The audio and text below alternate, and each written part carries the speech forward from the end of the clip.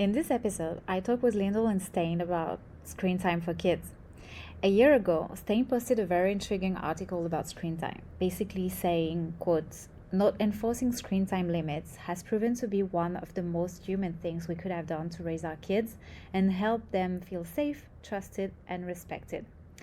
Wow, I needed to dig into that topic. Screen time has always felt sort of a battle or a constant negotiation, let's say. So, in this episode, we unwrap what makes unlimited screen time possible in their family and the thoughtful environment they've created. We also talk about moving your kids from a Montessori school to a mix of homeschooling and Montessori tutoring. We talk about how learning how to feel and how to sense at a young age is paramount in a world of AI, and about how to raise kids in the least coercive way possible. That's kind of the main direction of this whole discussion. So I hope you enjoyed this discussion as much as I did, and let's go. Thanks for doing this, guys. I'm very excited to have this conversation with you, talk about education, the question that you are asking yourselves about raising your two kiddos. So, welcome. And we could start by introducing each other. So normally people ask like, what do you do for a living? I like to ask a question like, what would you like to do for a living? Because what I'm doing right now is not what I would like to do for a living. So I always imagine that I would love to have a public garden and be a gardener full time. That's not what I do right now. So just a bit more about myself. So I grew up in the northern parts of South Africa, and then I moved to Cape Town. I don't know, maybe 20 years ago, and I've been here since then.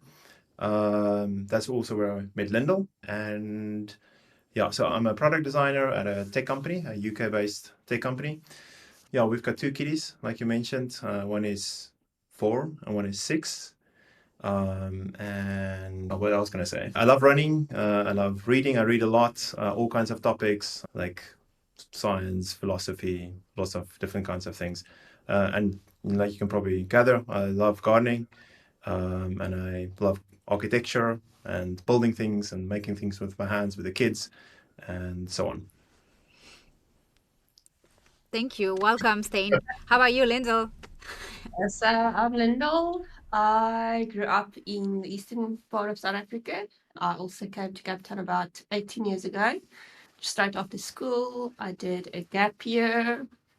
And then shortly after that, I met Steyn.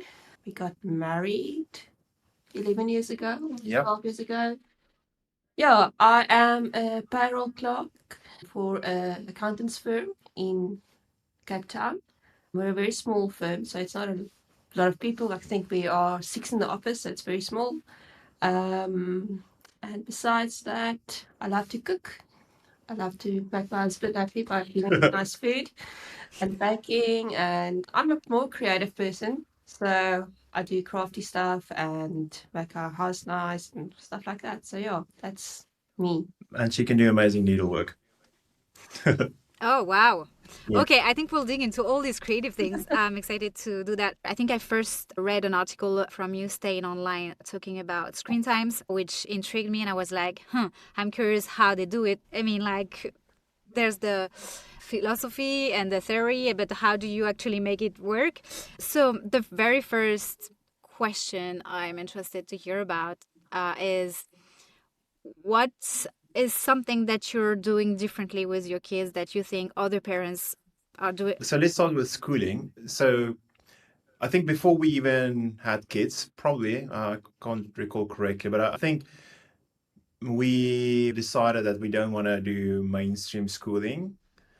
And I think it was mostly, so I got introduced to Montessori way, way back before I even met Lindl.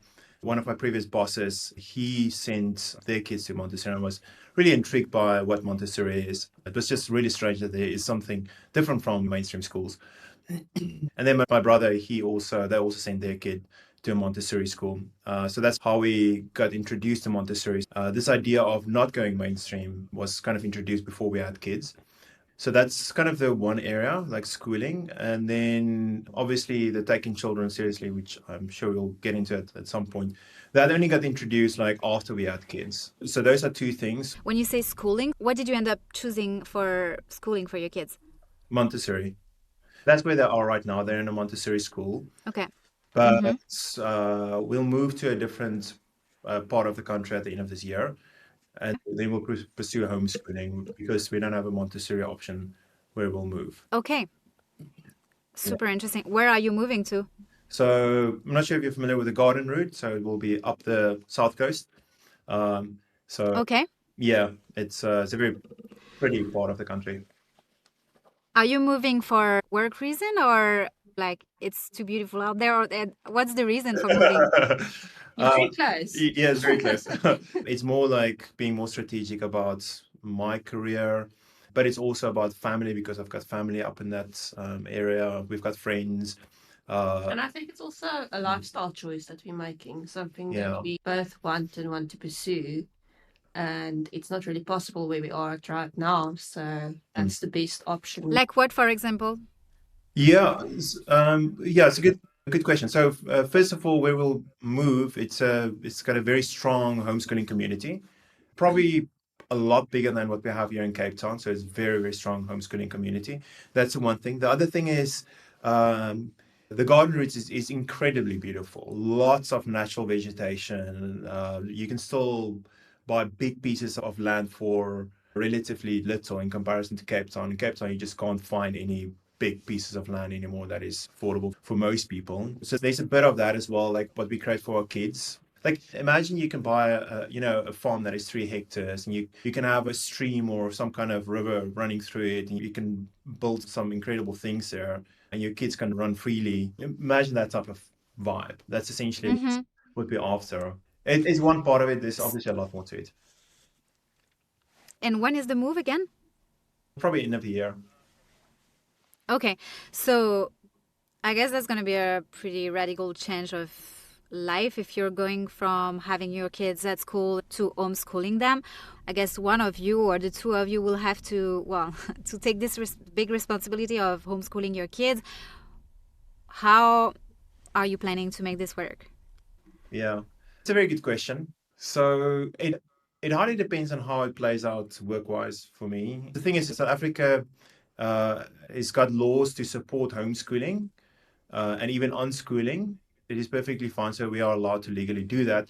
But you need to adhere to the law. Like there are certain milestones that you need to have in place. You need to follow some loose curriculum or at least be on par with what the government is, what their standard is. So there's some legal things that you need to navigate. So our current thinking is to get a Montessori teacher to help our kids navigate all of that. But I mean, they're still tiny. They're 4 and 6. So there's still a lot that we also need to learn about homeschooling and so on. But yeah. It's a very bold and optimistic change of life. And like, just to understand a bit more, like, so the routine would be to have this teacher come and stay, basically kind of a tutor for your kids that will be here a few hours a day or a few days a week or full time? Or is it mutually shared with a group of people, like unschooling families around? Or do you already know the ideal scenario? Have you figured out all those choices yet? We're figuring it out. So we're going to go up the South Coast next week to speak to a bunch of teachers and figure it out. But essentially what we're currently thinking of is getting a teacher that comes in every day for 2 hours and make sure that they cover the most basic things. I do want to make sure that we also build a curriculum with them. So I've got some strong views on what I want to expose them to and how we want to introduce technology into their curriculum as well. So we'll probably design and build something with a teacher. And that's why I think it's important to have someone from outside who understands the legal regulatory environment to, design something like that. But that's full time, 2 hours, 3 hours a day. Okay, and the rest, how would you split that in between the two of you? What does it mean for your work, your respective work? Yeah, so if I don't have to work, then I would love to actually do the things that our kids really love, which is building things, exploring. We do fun things like geocaching, like we'll do treasure hunting, or we often build things together, and make like I don't know, like a bug hotel or like go-karts or things like that. So we do a lot of hands-on things. So I'll be able to do more of that. So just a bit of background as well. Like I did my high school years, I did homeschooling myself, so I've got a bit of that insight into it.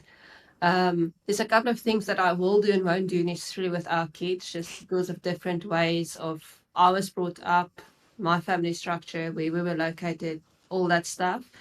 But I think the big thing for me is, and that's also one of the big things for both of us, is just to, even though we're going to do homeschooling, and even though they're going to get a tutor in, to still form them, to still have them form part of a community.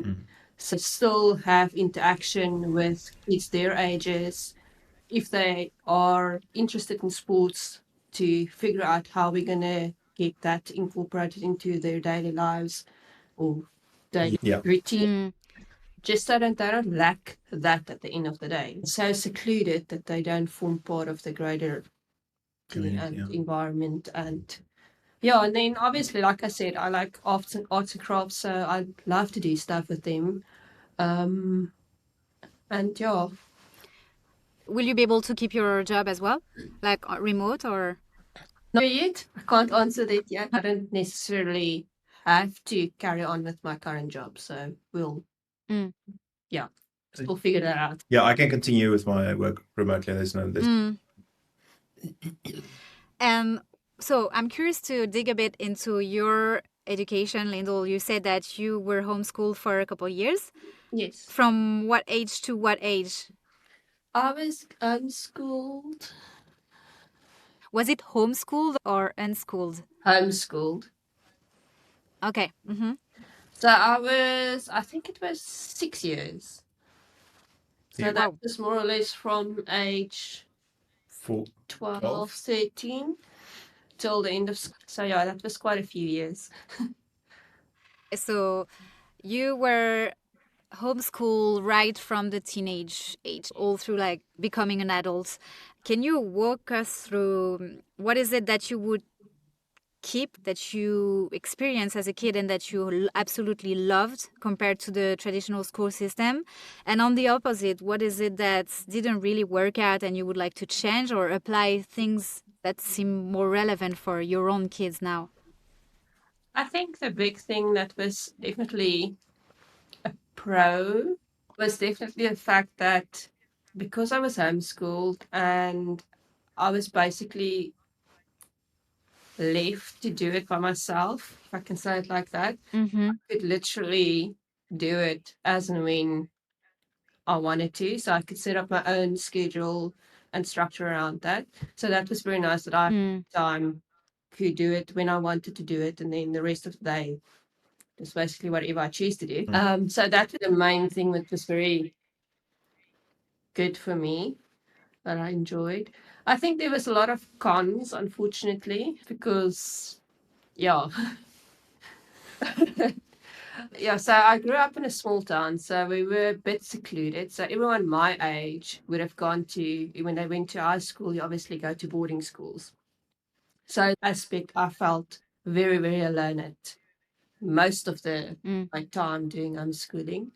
So I missed my friends. I really missed being part of sports. Also, there was options to do like clubs and stuff. Yeah. So that was probably the worst for me. It's just the loneliness and the being able to do what I actually wanted to do. Like also back then, your choices and subjects was also very limited. Yeah. So if you wanted to do homeschool, you academically had to be very strong, and I was not. So it was really a struggle. So basically, I scraped through high school, and I just got my matric, and then I was like, okay, I'm out of here. I'm going, and that's when I came to Cape Town, just because it's just not the best. Was it hard to readapt to like a social, doing your studies and all? Like, was it a big challenge? Yeah. I think socially I was very behind, emotionally even also. When I was growing up, I was very in a bubble in that aspect. And then when I moved to Cape Town, I was like all of a sudden in this big, huge world. And it was like very overwhelming. Yeah.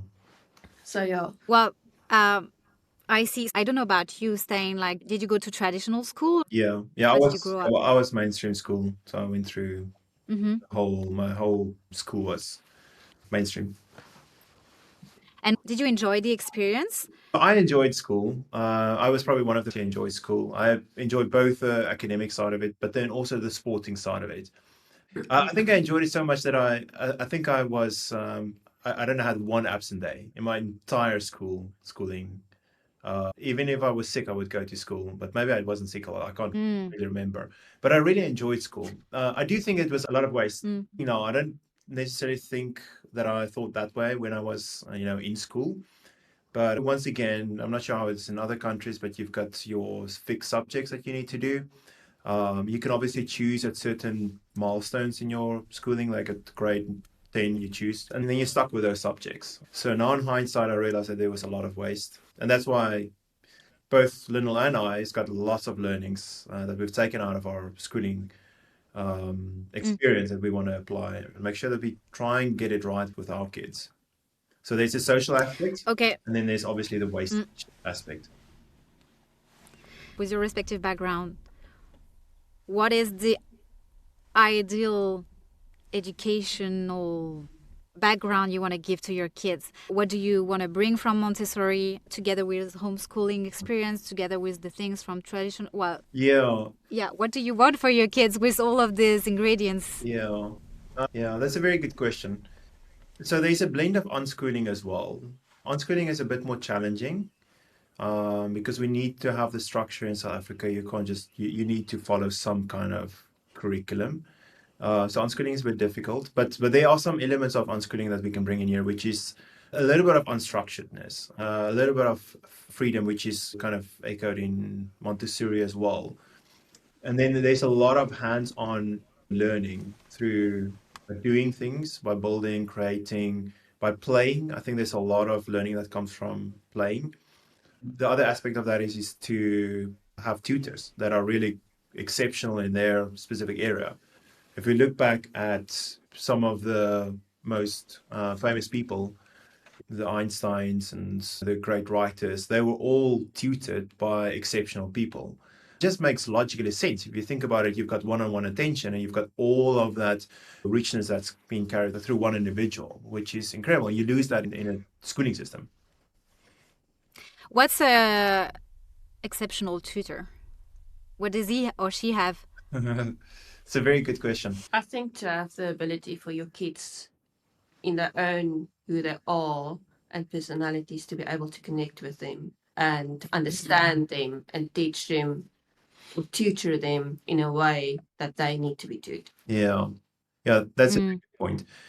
And I can maybe add on to that is that, yes, I mentioned some of the exceptional people that we know about that had tutors. Some of those tutors were not nice.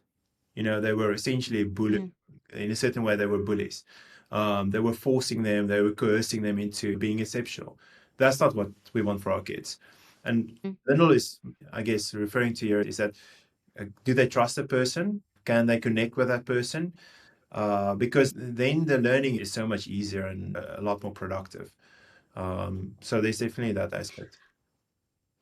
So, one very practical question. If you're moving to a more rural area, is it right? Like, what are the chances basically to hire that exceptional teacher?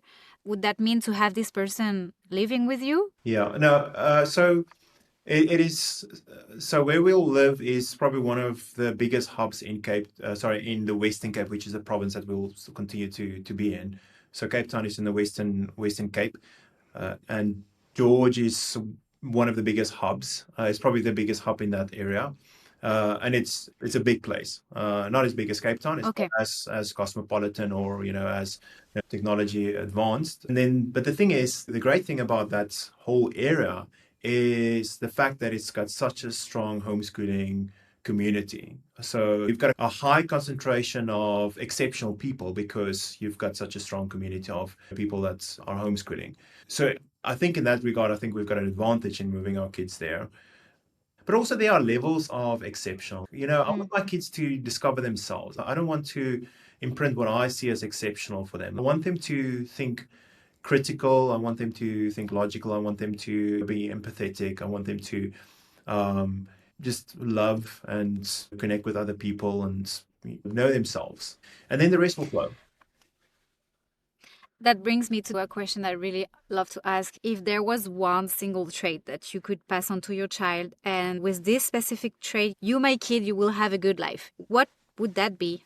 And you might have the same answer, but maybe not. So I think one of the most important skills or things I would like my kids to pick up and learn is the ability to feel, just sense. Like, because I think if you know yourself, you've got a strong sense of feeling how I feel in a moment or how other people feel.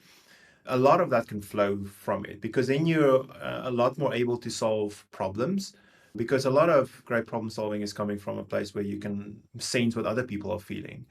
Also, in the age of AI, that is the only thing that is really that we can bring to the table. Is it's lived experiences. It is, how other people feel in those lived experiences, which AI will never be able to bring. No one is going to go and none of the AI robots is going to go and stand in a queue to wait for, for something. No, they won't know what it feels like to wait for something, but we know that. But I also need to know myself to know what it feels like to wait. Like, I get frustrated, I get angry. I see actually a human next to me. Let me, chat to that person. If I can get my kids to get to that place, I think the rest will be all okay. Maybe that's an over exaggeration. There's a lot of other skills that you obviously also need to learn, but I think it might be one of the most important things. How do you do that? How do you cultivate that?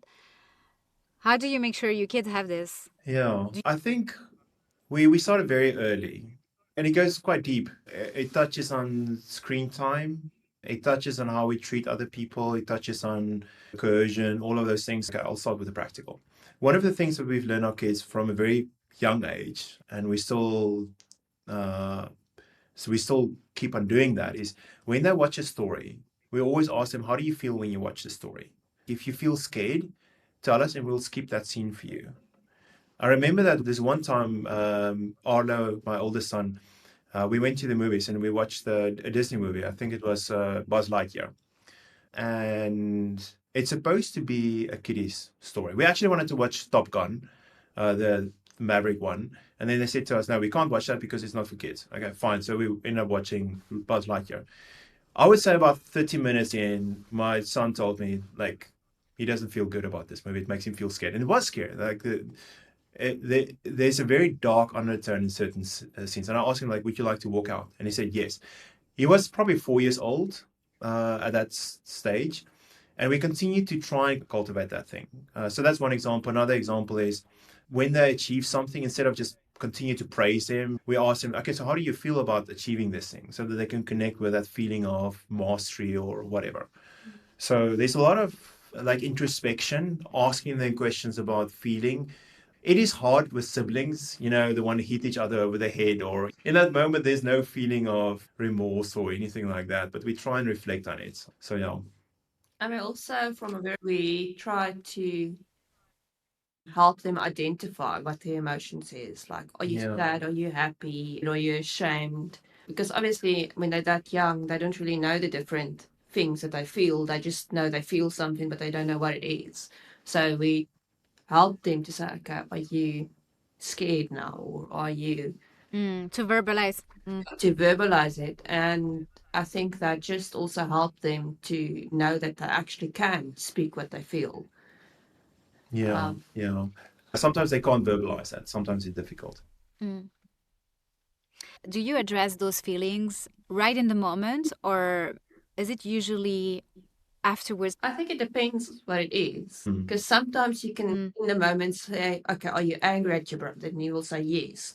But if something is bothering him, he won't necessarily want to say now what it is. And then he's just like, just shut you out. Then to give him about 10 minutes or maybe later that day or evening, then he'll most probably, lots of times they come to us and they say, but this one did this and this is why I feel like this, for instance. So, Yeah. I see. Okay, so Steyn, you mentioned this ability to feel and sense. What would you say, Lindl? Me? Yeah. What would you say? Yes, what is the thing that you would love to give to your child and go ahead, you're going to be fine. This is going to help you forever. To be honest, Have this, I think I'm more or less in line with what Steyn said as well. To be able to feel Mm, the words that popped into my head when you asked the question the first time is to be true to yourself. And mm. part of that is to feel and to know what you feel and to, yeah. Yeah, Lindl would probably also say disciplined. They need to have some kind of discipline. Firstly, Yeah. What do you mean by discipline? What do you mean? say it. Well, Steyn, you said it, so It is not as important to me as it is sometimes to her. Like picking up on okay. themselves or cleaning their room or making up their bed or things like that. It is more It's discipline or it's just helping. manners. Manners, Yeah. helping, being a decent human being. Yeah. Okay, that's the perfect transition to the coercion topic because discipline is often associated with like coercion. You do this, you do your bed, you clean your room, and it's a very top down kind of interaction. So, from our written discussions, I understood that you're very much into the non coercive kind of parenting. How do you make discipline and non coercive education work together?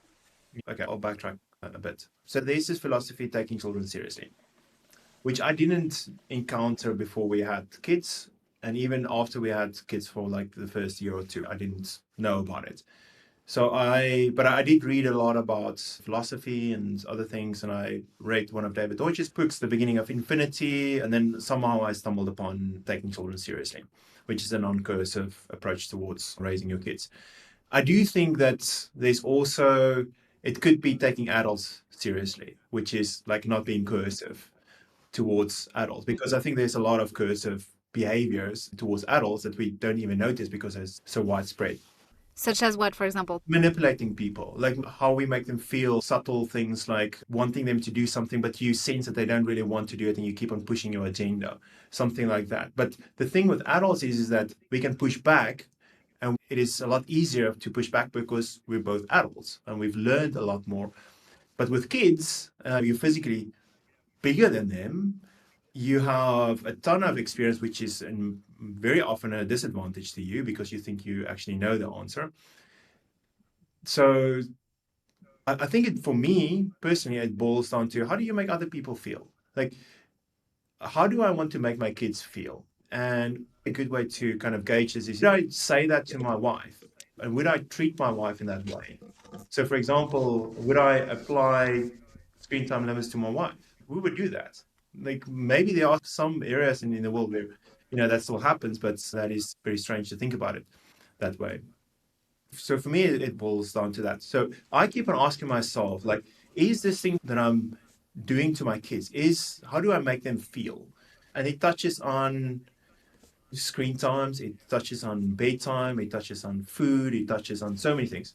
Now, I need to preface this, that we're still figuring it out as well. And we're not 100% there with taking children seriously. And I probably won't be able to go into the philosophical aspects of it as much as some of the other people in the community can do it. So we're not 100% there on all the topics, but one of the areas that I feel very strongly about is screen time. So we have, like, we've got zero screen time limits. Like, they can watch as much story as they want to.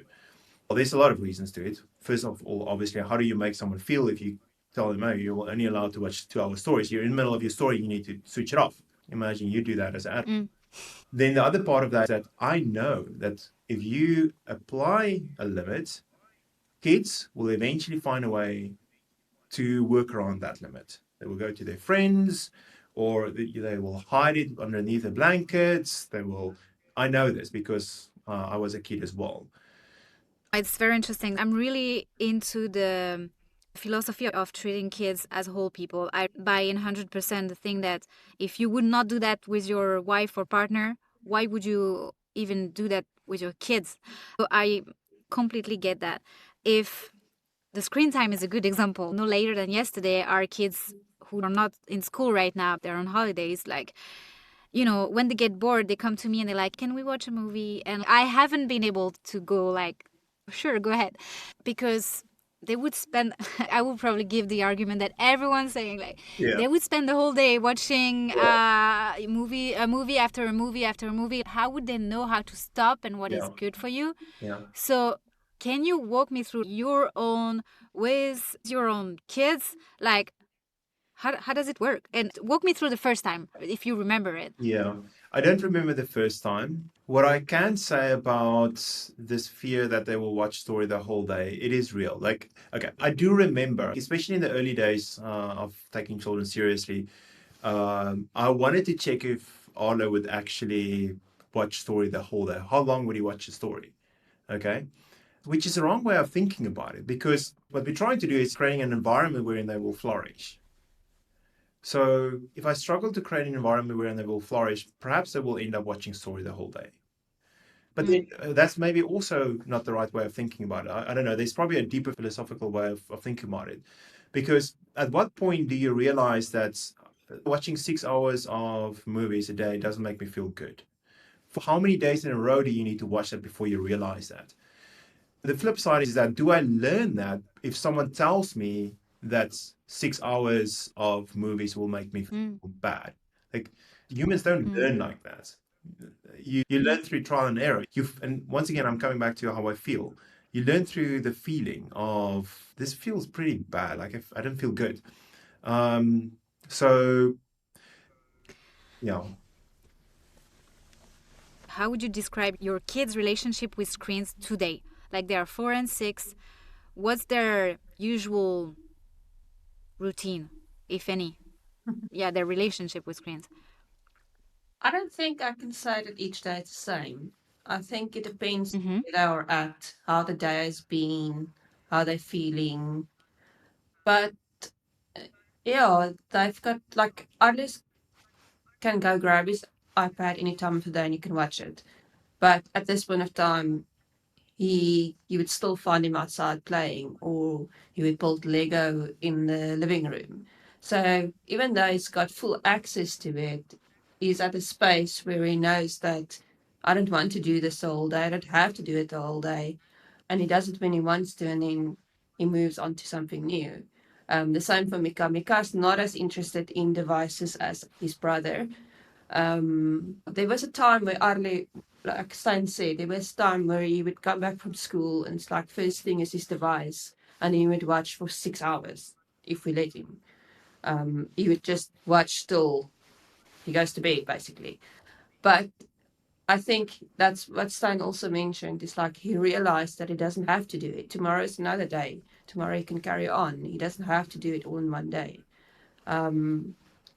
And what do they have access to? Like, did they have a remote control of the TV, or you mentioned an iPad? What are the apps that, I guess you've set up an environment that's safe for children? What is it? Can you walk us through this? Yeah. What does he have access to as unlimited? Yeah. So let's be practical about this. Yep. I do think there is a very permissive, irresponsible way of, handling this. I want to come back to the environment that you create. I think we are very fortunate in South Africa and Cape Town, where we've got 300 days of sunshine, which means that we can go outside and we can play. And they want to do it because it's nice and sunny. I imagine that in some other parts of the world where you've got 300 days of rain, it is probably a bit more difficult. So that is counting for us. What we've done as parents is we have created a very rich environment for them to explore outside. We live in a security complex, so it's relatively safe for them, and maybe we'll touch on that a bit later. So it's safe for them. It is very safe for them to play inside the complex. But then also we do a lot of things with them. Like I mentioned earlier, we build a lot of things. Like Lindl will do lots of crafts with them. She would build robots or do lots of things with them. So they also learn from our behaviors what people also can do. We personally don't spend a lot of time on our devices. Like, we don't watch stories over the weekends for 6 or 7 hours a day. We go out, we do things. So that is definitely one thing. Helps us, create a good environment for them to also explore other things. So we're very engaged. Then practically in terms of what they have access to. So we don't have a TV, but we do have a big iMac screen, like a 27-inch screen that we just use for movies or music or things like that. Mika's still a bit tiny, but Adlo, he can kind of navigate the computer. He knows where he needs to click and if he wants to put it on a story, but he normally doesn't do that.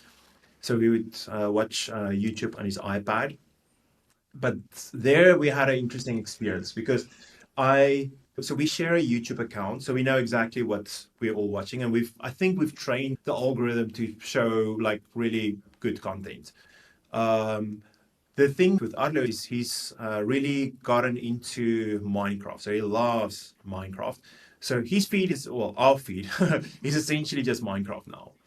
Yeah, so one day I was busy cleaning our house and I was just outside he was lying on his bed with his iPad, watching his Minecraft stories. And I was busy in the hallway just outside his room. And obviously it was loud enough because I don't know why they have to put the stuff so loud so I could hear everything that's being said. And I heard this thing and I'm like, this doesn't sound too good. Scary. And it's a bit scary. And I'm like, okay, how am I going to approach this? Because I don't want a boss burst into his room and just take off his iPad, like, you're not supposed to watch this and blah, blah, blah. Because Adler's also a bit more of a sensitive child. So he'll get, not upset, he will get emotional. He'll feel very bad if I just do that.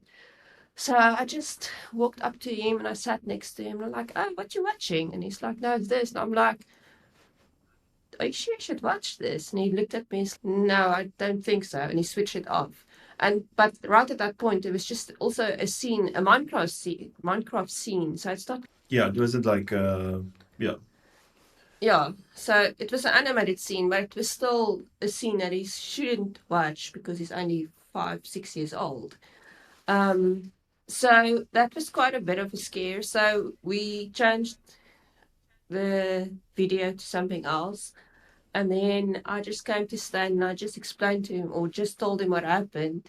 And I'm like, I personally feel, although we are not as strict with certain stuff like screen time limits and necessarily sitting with them, watching what they do, I feel we still have a responsibility as parents to protect our children. And we need to figure out how we are doing this because for him to see stuff like that is not, I don't feel it's right. I just feel, yeah, it's a bit scary and I don't want to put them in a situation where they see stuff that I'm not supposed to see yet. And I know it wasn't something that bad, but it was just a wake-up call for me just to say, listen, I don't, yeah. Yeah. And yeah, I wanted to ask, how do you set up the limits? Is there a limit in terms of content, maybe? So it's not about time, like screen time, but like content probably. What's the limit yet that you guys are putting and how do you enforce this? Yeah. So, okay. So I think what I realized from that situation is that we have no control over YouTube's algorithm. They can show whatever they want to. Like, obviously, you tailor that, it learns what you're watching and so on. But there's still mean people making Minecraft videos. There's still people, or good people, who speak to an adult audience. And it's not for kids. So what I decided, like right there and then, is so I built this YouTube lookalike app using AI because I can't code myself, but I built this app with AI that's a curated list of content. So I looked at some kiddies friendly things and I worked with Adlu. I said to him, look, first of all, I asked him, I said to him, look, this is the situation. YouTube is recommending these videos. How would you feel if we curate a list of videos for you or channels for you and you can help pick them? We can research them and we can curate that YouTube videos. And he said, yes, yeah, he's fine with that. So I did that and now he's only using that. And he's happy with it. He's not complaining about it. He would sometimes tell me, can we add more of those videos? And I said, sure, let's go find those videos. And we add them. We do lots of research on what is kiddies friendly. So we've got a mix of science videos. We've got Bear Grylls. We've got Minecraft still. We've got like lots Bluey. We've got animals, lots of animals like reptiles, things like that. So it's a mixed bag. And what tool do you use? So I just use ChatGPT, but whatever AI tool there. So you've used ChatGPT to gather content that is kids appropriated, is it? And then how does it work? So I built a custom app myself, and I created this list with ChatGPT. And then I've just made this little web app that essentially serves these videos. It looks exactly like YouTube. It's just curated. And does he have access to anything else other than videos? Like videos are more passive kind of content, but do they have like games or like Yeah. things they play with, interactive? And what is it? Yeah. I really likes playing video games. Playing games. Yeah, playing games, yeah. And yeah, it's always, I would say 90% Minecraft, and then whatever the flavor of the day is. Then it's an ant game, then it's a chameleon game. And who introduced him to Minecraft? Probably his cousin. His cousin is 11 years old. Yeah, we went to visit them, and then when we came back, it was just Minecraft Yeah. from beginning to end of the day. It's really good for him. Like I've noticed his creativity has skyrocketed since he's playing Minecraft. Like he would often go back to like building blocks, like actual physical blocks, like Lego blocks, building things. I could definitely see the impact on his creativity. I've never played Minecraft, so what exactly does he do? Like, what's the game about? Building. It's essentially a virtual Lego game. It's a game about building Legos, but it's not Lego. Like it's you just build these imaginary worlds using blocks that you mine. Like you would go mine for stone or wood or whatever. You would build whatever you want to. There are people who will build incredible things, like the structures that we see in our world, like the Eiffel Tower or whatever. They would go and build in Minecraft. Okay. Are they playing any other type of video games? Or have you introduced them to that? Are you intentional on video games? No, not really. They play other games as well. We often play together. Like I would play with him like some kind of video game. But yeah, it's Mika's not really that much into games, but I do more. But yeah. If you could summarize your learnings from the no screen time limit policy for parents who would love to give it a try, what's your own recipe that makes it work? You have any ideas, suggestions? So I'm trying to think which angle to answer this from. This is one angle which is trying to watch stories with your kids. So it's not only a kid activity, it's a parent activity. Because then you can feel what it feels like to engage. So that's kind of opens up this world of what does it feel like to watch a story with your kid. You can also see what they like and what they don't like. So there's a lot of learning that go. And it's also a lot of fear that I think will start to dissolve when you do that. Because I suspect, I don't know, but I suspect that there's a lot of parents who, okay, these are the kids' stories and these are the adult stories. And I watch my stories and you watch your stories. I've recently started to enjoy watching Bluey because our kids was not into Bluey for many years. Like most kids, they start off with Bluey. Arlo only discovered Bluey like probably a few months ago. Now we're watching Bluey today, tomorrow, mornings, evenings, like every single day we're just watching Bluey. Like we've watched all 3 seasons probably like 5 times already. And it's really good actually. So that's definitely one way of starting out, and it's a very important way. Don't change anything. Like if you don't feel comfortable with, just letting go of screen time, start by watching stories with your kids. That might take you quite far too. Because I don't think you can take your kids seriously without starting with your internal dialogue, the things that's going on inside. Because the reason why we are not taking them seriously, why we are coercing them, is because of our own internal conflicts. And it is fair. Like we all have our own upbringing and we're coercing ourselves in many ways, which makes it difficult not to coerce our kids. So I think it starts with inner conflict. And then as we deal with that, the rest will essentially. But just, opening up the floodgates is also, I don't think it's a very good idea to approach it, because you will always go back to the fears that originally drove the decision not to have a coercive kind of approach to it. If I summarize what I've heard about screen time, the first main advice that you share, Lindl, like really using this as an opportunity to connect with your kid. I've heard that mainly, but also creating an environment that's using the available tools. Not everyone knows how to code an app to make a content for kids, but creating an environment where they can explore while being in a safe, place, I guess, without any time limit. Like you can spend as much time as you want exploring this and watching Bluey for 12 hours if you want. Yeah, exactly. It often turns out that it's not that way, that they don't spend that much time. Like it's often our fears that we're projecting onto our kids. I also had this fear. What if they watch story the whole day? But somehow they don't. You create a rich environment, you connect with them, you support them, and then, they don't. Like it is. We also, I think Steyn was really good at it in the beginning when we started this no limits thing, is to be creative in that moment when you see, okay, it's been 2 hours and they've watched nonstop, is to say, invite them to do something with you.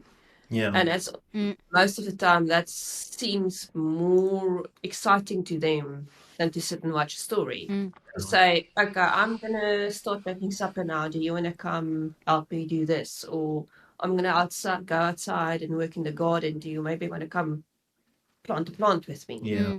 So that also helped them to just snap out of it and realize that, okay, there's a whole world around us. And then just to be honest with them and to say it's not healthy for you to just sit inside your room and sit and watch a story the whole day. You need fresh air, you need sunshine, you need to run around. You're a kid, adults as well.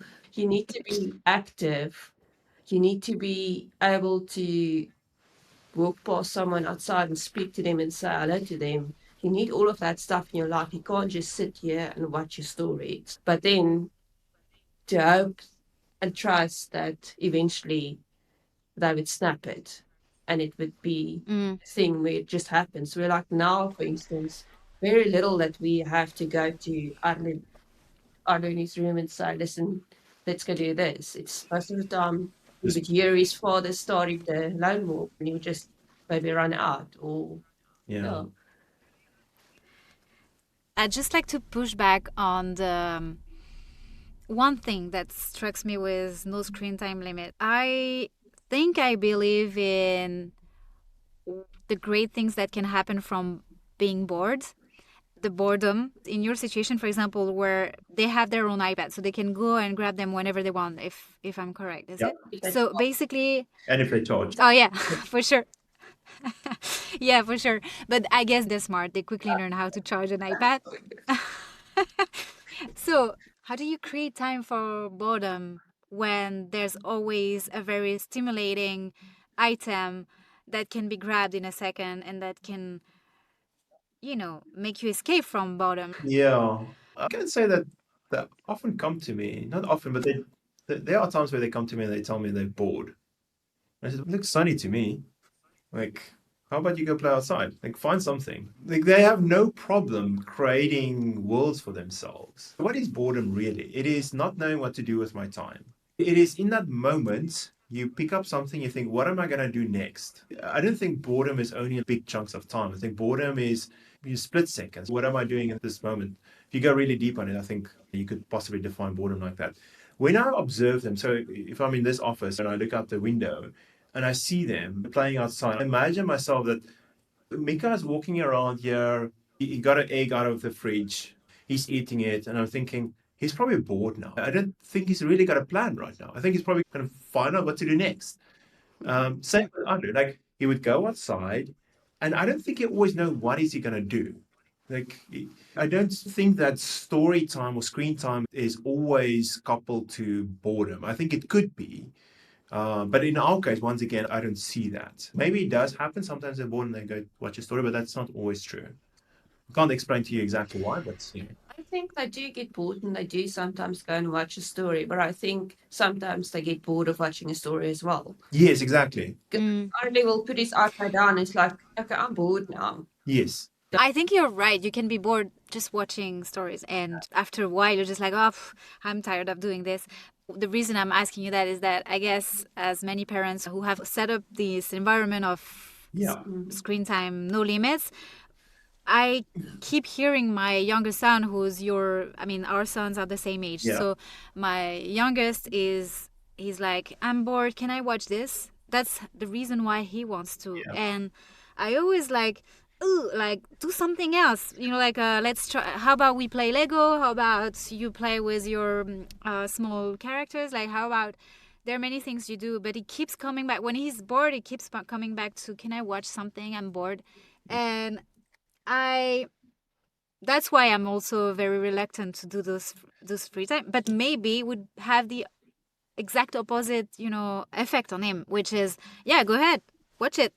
Yeah. And then, as you were saying, I'm bored of watching this, Exactly. But since, Yeah. the reason why I'm so curious about screen time limits is because I've noticed that they do watch stories and stuff like that. And I've actually recently heard from, I think it was Jonathan Haidt, like the guy who wrote the Anxious Generation book. You've probably heard about this book and maybe read it. I didn't read Okay. it, no, right. And who said that the healthiest way to deal with screens for kids is to actually exactly what you said, Steyn, earlier about watching a movie with them. The conclusion was that it's better to watch a full 90 minutes movie straight with them and talk about them, and if they're scared, talk about why they're scared, if they're happy or excited or blah blah blah, like have this discussion that connects through the movie rather than having them like go from one video to another. In Netflix it goes automatically from one to the next and then you have absolutely no control. But my point being, each time I'm like, yeah, okay, sure, you can watch Moana, let's watch it together. But then after one movie is like, can I watch the second one and another one? And maybe they should watch 3 movies in a row to just realize, oh, this is horrible. I hate that, Yeah. But Yeah, exactly. yeah. I think in our case, I think it's for Steyn, it's much easier to say, yeah, just go ahead. For me, I'm also sometimes struggle with that thing of what if he's going to watch the whole day? What if he is going to be a binge watcher when he's 20, for instance? And I think that's very difficult for me as well, to not operate out of that fear, but rather to trust the process. And I think it's with anything. I think if you're gonna put a jar of sweets out and you tell them, okay, you can have as much as you want when you want, day 1 and 2 and 3, they might overeat and feel sick at the end of the day. But I think by day 4, it's like, okay, I'm getting used to the idea of the sweets being on the counter, but I'm not going to eat it all day. And then as time go by, they can pace themselves. And I think that's definitely what happened to us with the boys, where in the beginning it was like watching. And now it's, okay, I've got the access. I don't feel that I need to get everything in at one go. I can pace myself over time. Yeah, exactly. Is there any other area where you have implemented this non-coercive relationship with your kids that are still not very popular, or at least that you've been working on it because that's not where you come from? So there are definitely areas that we're struggling with, where we're not completely there yet. And those are, like I kind of alluded to earlier, is this internal conflicts that we have with ourselves and we need to get resolution on. I can talk about that in a minute, but areas where that is not very common is we don't discipline our kids. So we don't believe that, go standing in a corner is going to help a kid in any way. Like they're not learning how to deal with their emotions by having timeouts or things like that. So that's definitely something where we're different in how most families are doing it. And it's fine if other families want to do it that way. It's we all have our ways of doing it. But I just realized a long time ago that I don't think kids learn anything by having a timeout. So we don't do that. So how do you deal with crisis? Yeah, so what would be a good example of a crisis? Let's say, well, when I say crisis, okay, your kid is in, okay, it happened like 2 days ago. So my kid, we went to a coffee shop and I bought them one pastry while I was having my coffee. And the younger one, he actually chose a smaller pastry than his brother. So he finished earlier and then he asked for a second one because his was too small. And I said, no, you had to pick up one and that's it. And the whole morning was a nightmare because he was obsessed about mine was too small and I'm hungry, and I offered alternatives to cookies and he was like, no, I want this. Honestly, it was like nothing really, like it's just a cookie, but like I and he was like, the whole morning was a nightmare. And I ended up being like, okay, I understand you're frustrated, but that's how it is. Like, the rule was one, so you had one. I'm not being unfair. You chose your own thing, so deal with it. But Yeah. he's four. So, like, how does he deal with his frustration? We don't do any timeout or things like this, but I was pissed at him. And honestly, Mm. yeah. So it's one Yeah. crisis, I'd say. But Yeah. like, And we're dealing with the same crises. Yeah, like we have exactly those same things. I would say my mm, biggest challenge as a parent is, sibling rivalry, mm, fighting, and we had it this evening again. So a long time ago, we bought our oldest kid a South African rugby jersey, but we didn't buy Mika one. And now Mika wants to. We actually got it. We didn't Oh, buy we it. got it. We got We it. got Okay. it. Yeah, yeah. Someone gave it to us. Someone gave it to us. Okay, fine. So we got it from someone, but now Mika wants to have one as well. So, and for the past, I don't know how many weeks, it's a constant fight. Like now Mika wants to wear it, and then Arlo is upset. Because actually he is. But Yeah. But so now we're just gonna buy another one. We'll have, and hopefully it needs to be, hopefully it's exactly the same one, because if it's not, then Mika will probably want to have Arlo's because it's not exactly the same. yeah. So that's just leveling the playing field helps a lot. Knowing their preferences also helps a lot. So we know Mika likes red, Anu likes blue. So we buy Mika red things and Anu blue things, and then things are good. Yeah. But one practical thing that I always remind myself is 30 years from now, if I look back, will I remember that moment? Will it have changed his behavior? Would he be a washout or a rebel because of that one moment? Because we often think that, this is not good for their upbringing. They will turn out in a certain way. Uh, uh, and then I often change my behaviors based on what my answer is. And my answer is often is probably not as bad. Like, we go through this as well. They walk into the shop, they want the ice cream, then Mika picks this ice cream, Anna picks this ice cream, walk out of the shop, and then all of a sudden Mika's changed his mind. Or we already purchased it, bought it. And I think to myself, this is not even $1. Like, this is, half $1. I am not gonna try and fight him in the shop over half $1. I'm gonna go buy the ice cream that he wants. I honestly don't think that is worth a fight.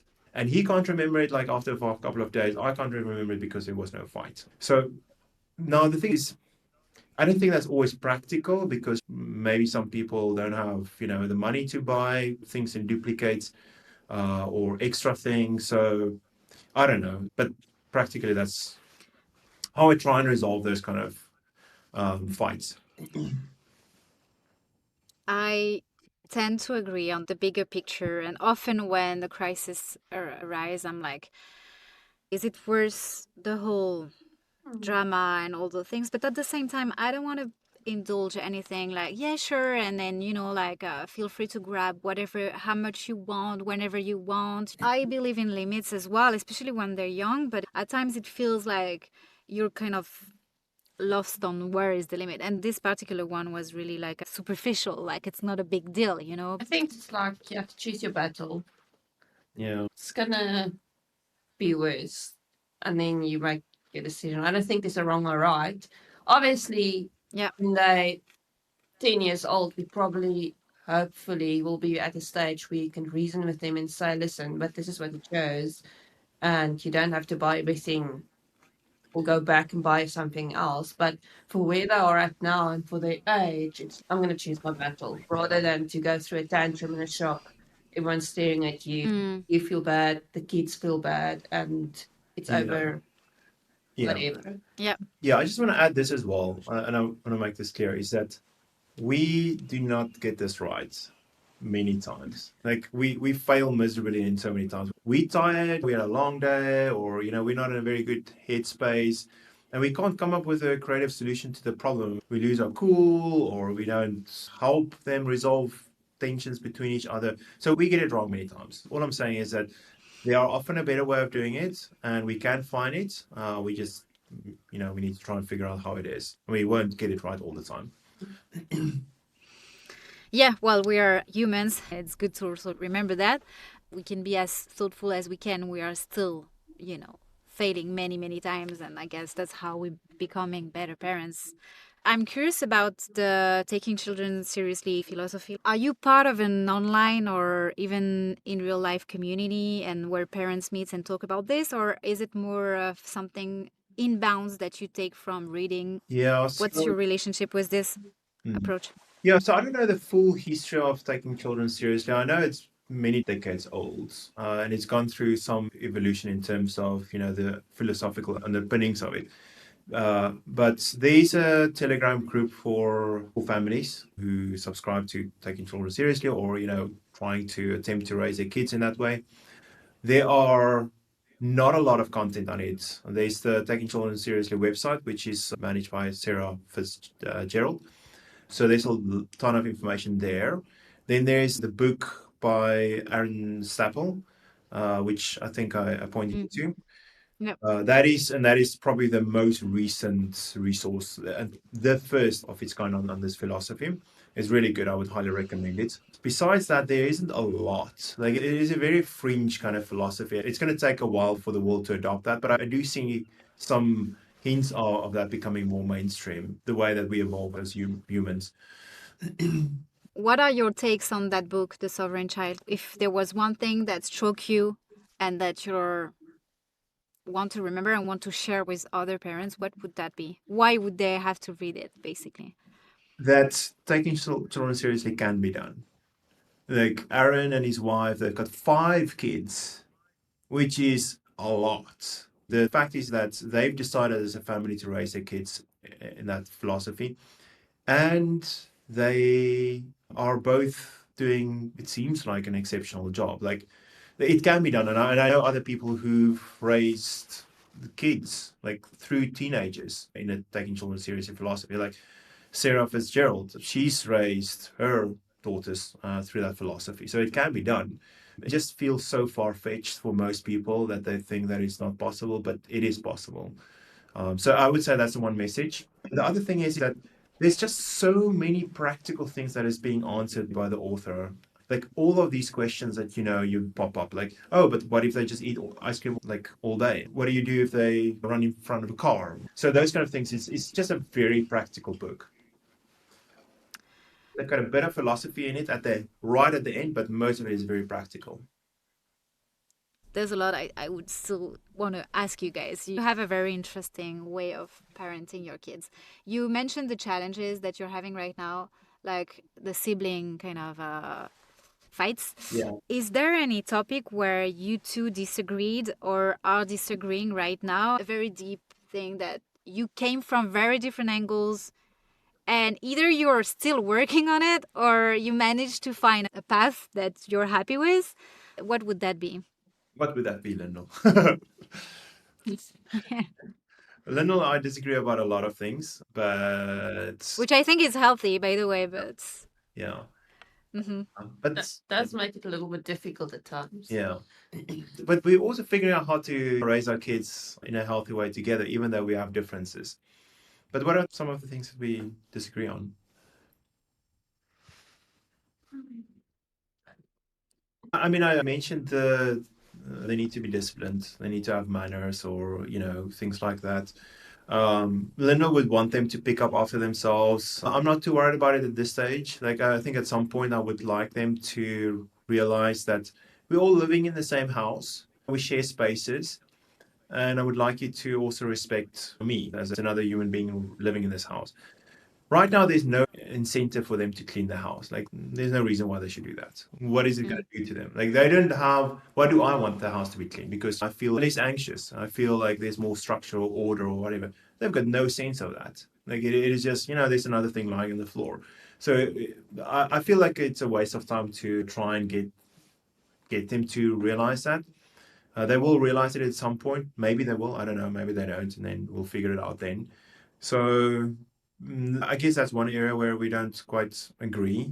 So we also find creative ways for them to help me clean the house. I would say, let's pretend we're digger loaders, or I'll pick them up by their feet, and it's a lot more fun. Then it's not a boring task. Mm-hmm. Was there anything else that? I can't think of anything. Yeah, no, yeah, I don't know. No, we've struggled with the sleeping things, like sleeping patterns.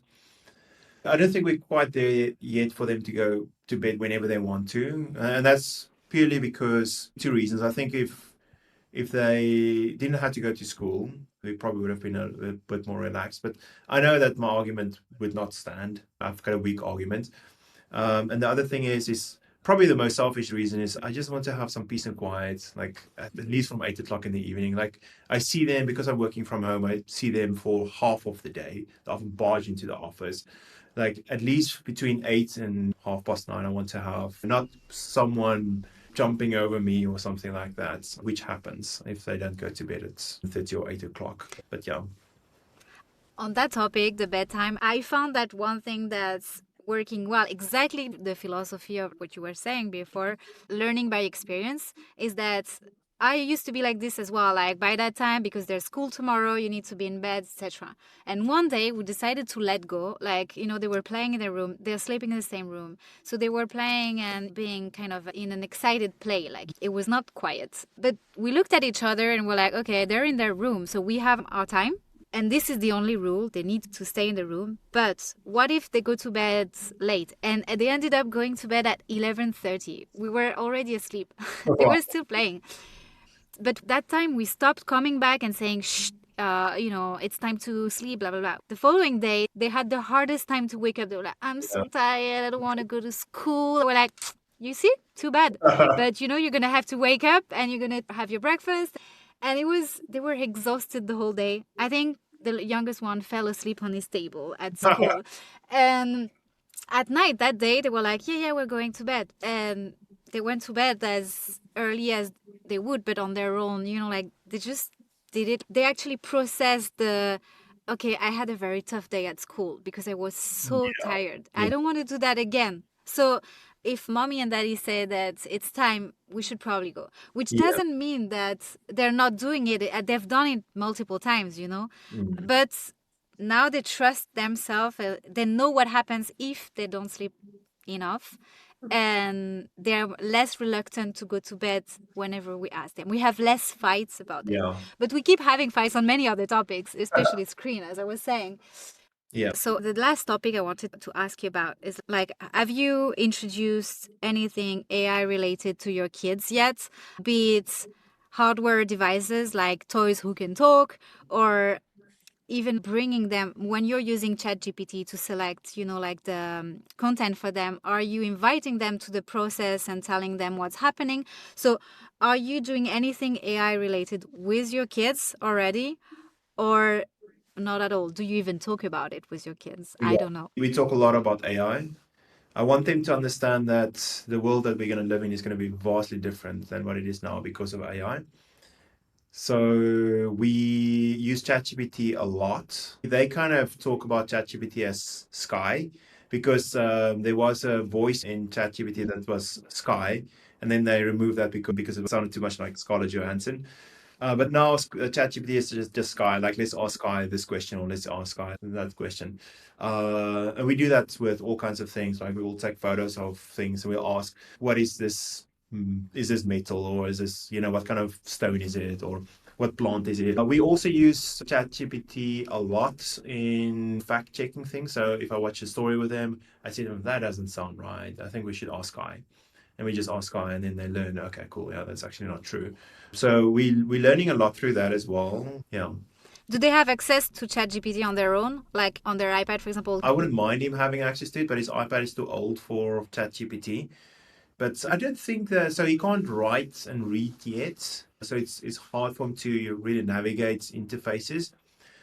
But no, but I mean talking to Sky, for example. Fine. I've noticed that it can get quite frustrating because the voice assistants, the voices aren't that great yet. Like I think the pauses, there's still a bit of an awkwardness talking to it. Like I've seen it with For South African, it's difficult sometimes for yeah. pick up as Okay. well. So it also makes it difficult, especially if you're 6 years old and you're trying to ask a question and you're still thinking what you're saying, the thing starts answering and you're not done yet. So it's just all over. Yeah, exactly. I've noticed it when he uses Siri on his iPad, for instance. Yeah. Which is okay. most the same. Yeah. Yeah. Is Siri better with accents? No, no. Okay. No. Have you tried Perplexity? Yeah, yeah. I use Perplexity. I found the voice agent of Perplexity is quite amazing. We use it even in French, and like Okay. it's very funny because our kids now, like, we use it pretty much as you guys are using it, like fact checking, or they're like, who's the fastest animal in the world, or how fast is a plane when it takes off, or this kind of things. And they're like, let's ask the robots. So at first they were like, let's ask Perplexity, and then we had this discussion, what is Perplexity? Because like it's not the name of a girl that we keep calling, it's like a robot, and you need to understand it's actually a robot. But it's very funny because they've quickly imprinted that if I don't know something, I can ask that robot that knows pretty much everything, Yeah. which is at the same time liberating and scary. Okay. And do you use any other tools, or actually what are the discussions that you're having with them on that topic? Okay, so now the biggest craze at this stage is video generation through using these LLMs. So it's become indistinguishable from real videos. You can really create any video that you want to. So I often ask them themselves, well, first of all, introduce them to these videos that are generated by LLMs. And I ask them, like, do you think this is a real video? And they would say yes. And I said, well, no, it's not. This video was non-existent like a few seconds ago. It was generated by AI. That way they learn that, the content that they see might not be real. It's maybe generated by AI. So I'm trying to generally just create awareness so that they don't go completely blind into the world. But I sense that they don't quite get it yet. But that's fine. I don't really mind too much. What are you hopeful for with AI taking more and more space in our lives and in our kids' life? What are you hopeful for, if anything? Yeah, I think it goes back way to the beginning when we talked about emotions. I think as AI becomes more prominent in our lives, I hope that they will realize more and more how important emotions are. They will see the stark difference between what AI can do versus what they can do with emotions. So there's definitely something around that. I want them to also realize that AI is useful in augmenting our limitations and the things that we don't necessarily need to do. So I don't want them to see AI as a bad thing. I want them to see it as a good thing that's helping them. I'll tell a story at the end about the good part of robots and AI, like the utopian future of that. Yeah, go ahead with this story. Yeah, so we often hear this dystopian future of AI and robots and things like that. And for us who grew up in, who were born in the 80s or grew up in the 90s, we all watched Terminator and Skynet and all of this. And we have this very dystopian future of it. But my colleague Antoine, he's actually also French. He's written the most beautiful short story of robots in the future. It's something like The Last Human on Earth. You can just start to imagine it. It's a world where Earth is dominated by robots, but there's this last human alive, and he's got these robots around him who's taking care of him. There's these robots who are going out in the fields and they're harvesting and they're planting and collecting honey and things like that. And this guy, he's got his own robots whose sole purpose is to just make sure that he stays alive, which is such a beautiful story. What if we have a future where we have robots that really care and look after us? What are the things that we contribute towards the world if we have a world like that? So I felt like that was one of the most beautiful perspectives that I've seen of robots and the future of AI. What's the name of this book? It's not a book. I'll see if I can find it. It's an article. Yeah, it's just an article. Yes, I would love to read it. Oh. Yeah, that's beautiful. Are you sharing this, Lindl, like this hope for what AI could bring? Yeah. I don't know if I'm always there yet. I'm still a bit slow in the AI. So I still, yeah. Yes. It's still a bit foreign to me. Yeah, well, it seems that there's so much noise that it's hard to understand the essence of it and to really know how it works and the challenges and the opportunities coming from that I think you're really not alone. And that's actually where I'm coming from as well. And this is why I want to talk to parents about this. Like, what are the questions that they're asking themselves? I really liked what you said a few times during this interview about, you know, helping your kids be able to sense and feel and acknowledge those feelings. You mentioned the AI aspect of it, like this is the one remaining thing that makes us human, to sense and feel. Also, as parents of boys, it's a very important thing to bring to our kids. It's okay to have those feelings, and it's actually normal. Before being a man, you're a human. Like, Yeah. without this, you cannot really have meaningful relationships and knowing who you are. Okay, let's finish with one question that I would like to ask you about something that you'd like to share with other parents, like some content that you think is really worth digging into, whether it's a book or a documentary or an article or something that really moved you as a parent. Yeah, there are a couple of things that I can highly recommend. We've talked about The Sovereign Child, which I would highly recommend. It's an easy read. I would highly recommend that for any parent. Then there's some ancillary type of topics, which is probably, this is heavier reads, but The Beginning of Infinity is a very good read just to understand some of the problem solving. If you don't even read the whole book, maybe just the first 3 chapters is probably okay. Just solving problems, and you can easily tie that back to parenthood. The other thing which I found incredibly helpful to help navigate my own internal dialogues and critical thinking, and the way that I was critical towards myself and things like that, is Alexander technique, which I don't want to go into too much now, but you can just go and Google Alexander technique. It's not about posture. What is it? It's not about posture because the first thing you'll probably get when you Google it is about posture. Okay.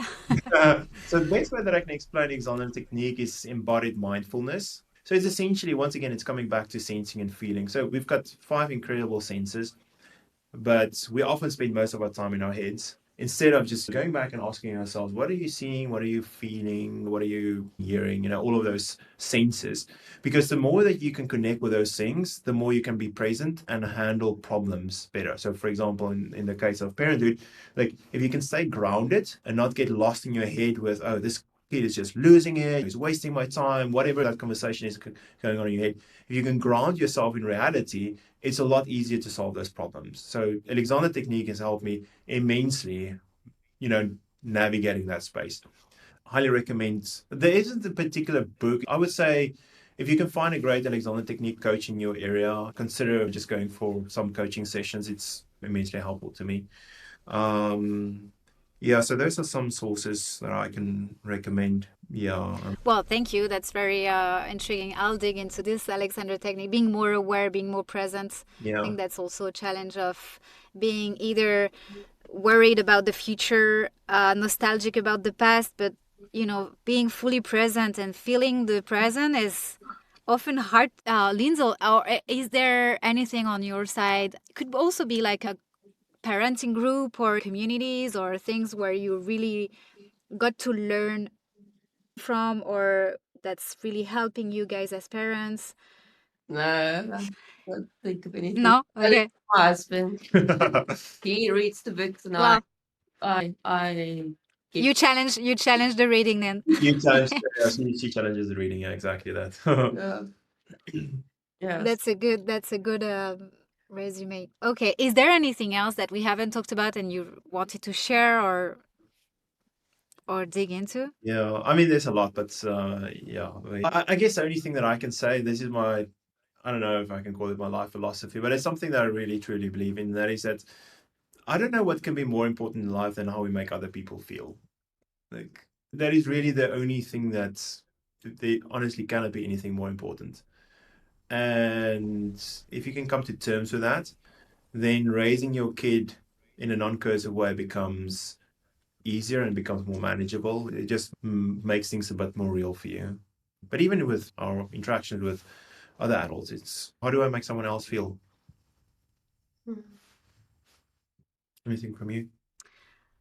I think just with that, it's just you always strive to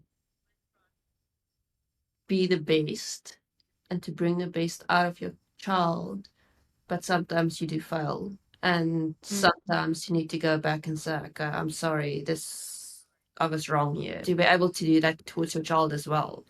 To say, listen, was not on, I'm sorry, please forgive me. And then tomorrow just to pick up again and just try again. And we don't always know the answers, and sometimes you get caught in a situation where you don't have it figured out, but you have to figure out what to do in the situation. I am very grateful for this discussion.